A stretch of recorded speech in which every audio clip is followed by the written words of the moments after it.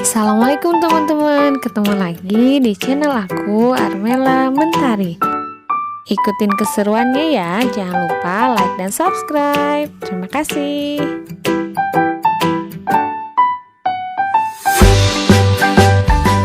Selamat menyaksikan teman-teman. Hai teman-teman, hari ini saya akan membawakan cerita rakyat dari Kalimantan Timur yang berjudul Legenda Pesut Mahakam. Dahulu kala, di sebuah dusun rantau Mahakam hiduplah sepasang suami istri dan kedua anaknya. Mereka hidup bahagia dan damai di sebuah pondok yang sangat sederhana. Namun, kebahagiaan itu hilang sejak sang ibu mulai menderita penyakit yang aneh. Sudah puluhan tabib yang mengobatinya, namun sakitnya tak juga sembuh sampai akhirnya sang ibu pun meninggal dunia. Sang ayah dan kedua putra-putrinya pun sangat sedih atas kepergian sang ibu untuk selama-lamanya. Pada suatu hari, di desa tempat mereka tinggal mengadakan pesta adat untuk menyambut panen raya. Semua warga, baik dari dalam maupun dari luar, berdatangan. Disitulah sang ayah mengenal seorang wanita yang cantik jelita. Banyak sekali pemuda yang akan jatuh hati karena kecantikannya itu dan berlomba untuk merebut hati wanita tersebut. Beruntungnya, sang ayahlah yang berhasil merebut hati wanita itu dan memutuskan untuk menikah lagi dengan wanita yang baru saja dikenalnya tanpa mengetahui asal-usul wanita tersebut. Setelah beberapa bulan menikah, sang ibu tiri mulai menunjukkan sifat jahatnya kepada kedua anak tirinya itu. Ketika sang ayah sedang bekerja di luar desa, sang ibu tiri seringkali memberi mereka makanan sisa, bahkan menyuruh mereka untuk mengerjakan semua pekerjaan rumah. Pada suatu hari, sang ibu tiri memerintahkan mereka untuk mencari kayu bakar di hutan. Hei, sini kalian, dasar anak pemalas! Pergilah kalian ke dalam hutan dan carilah kayu bakar sebanyak-banyaknya. Jangan pernah kalian pulang sebelum kalian mendapatkan banyak kayu bakar. Mati! Baik, Bu. Dengan segera mereka mencari kayu bakar di hutan. Sudah sehari mereka mencari kayu bakar, namun kayu bakar yang mereka dapatkan pun hanya sedikit. Kakak, bagaimana ini? Kayu bakar yang kita dapatkan hanya sedikit. Kalau kita pulang, ibu pasti akan marah, keluh sang adik. Karena teringat pesan ibu tirinya, mereka pun memutuskan untuk bermalam di hutan. Sudah seharian, karena kelelahan, mereka pun tertidur dengan pulas.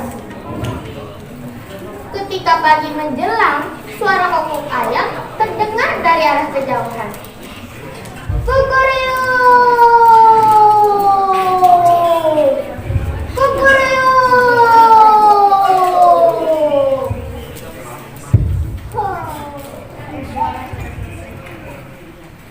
Tak terasa hari sudah pagi. Mereka mencari kayu bakar lagi dengan penuh semangat. Sudah seharian mereka mencari kayu bakar yang mereka dapatkan cukup banyak untuk dibawa pulang. Sesampainya di rumah, mereka langsung menata kayu bakar dengan wajah yang gembira. Ayah, ibu, kami sudah pulang. Kok tak ada jawaban ya?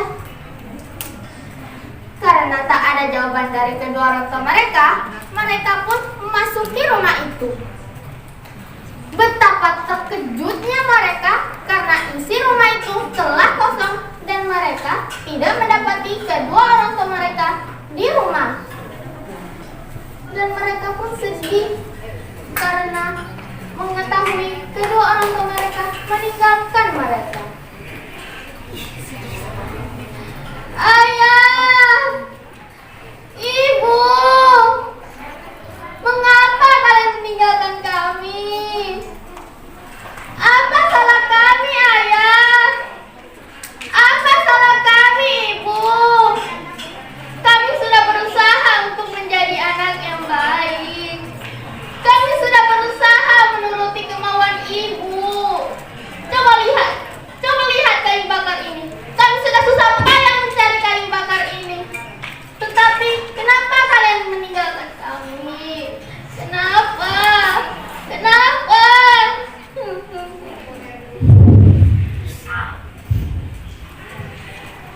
Keesokan harinya, mereka pun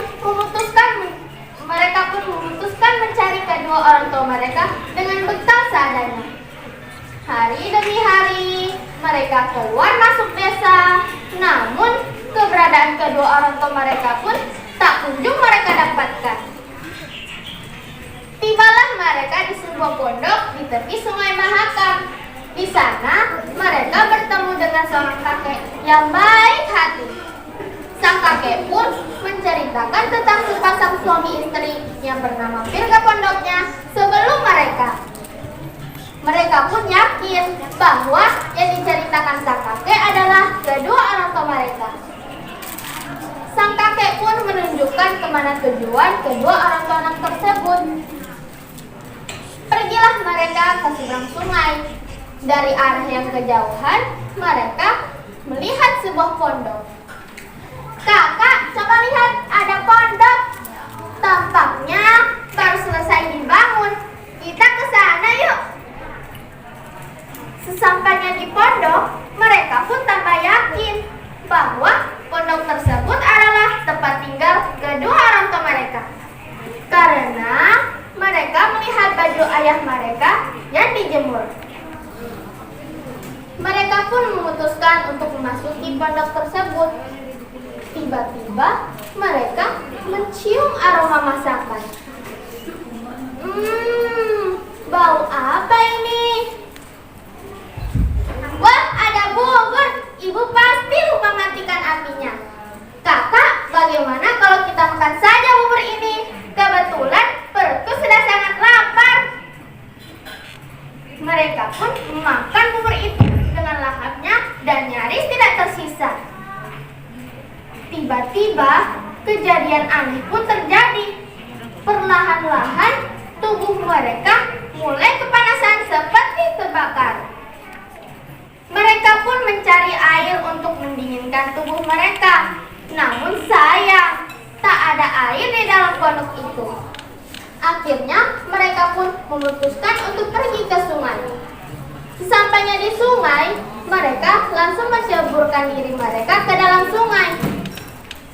Perlahan-lahan tubuh mereka pun berubah menjadi ikan.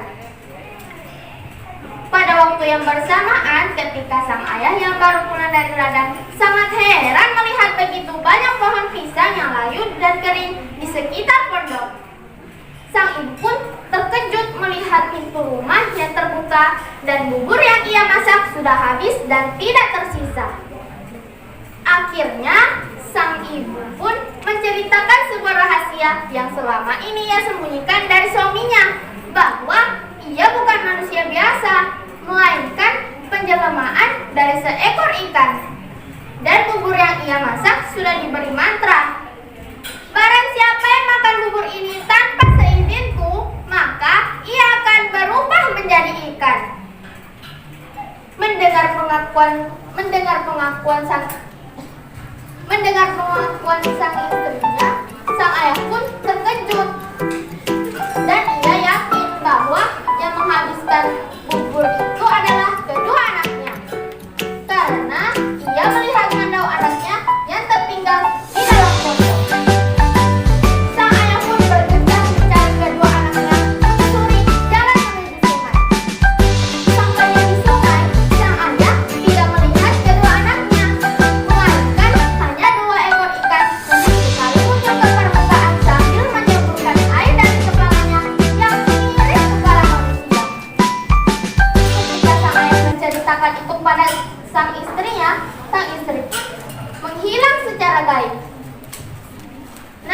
Sejak saat itu, masyarakat di sekitar Sungai Mahakam mempercayai bahwa ikan tersebut adalah perwujudan dari kedua anak itu dan menyebutnya dengan ikan pesut. Pesan moral yang kita dapatkan dari cerita ini adalah kita harus jaga ucapan agar tidak menyakiti perasaan orang lain. Dan kita tidak boleh menuduh orang tanpa konfirmasi. Sekian cerita dari saya. Terima kasih. Wassalamualaikum warahmatullahi wabarakatuh. Waalaikumsalam warahmatullahi wabarakatuh. Iya, Bapak Ibu, mari kita berikan aplaus kepada serta nomor 23.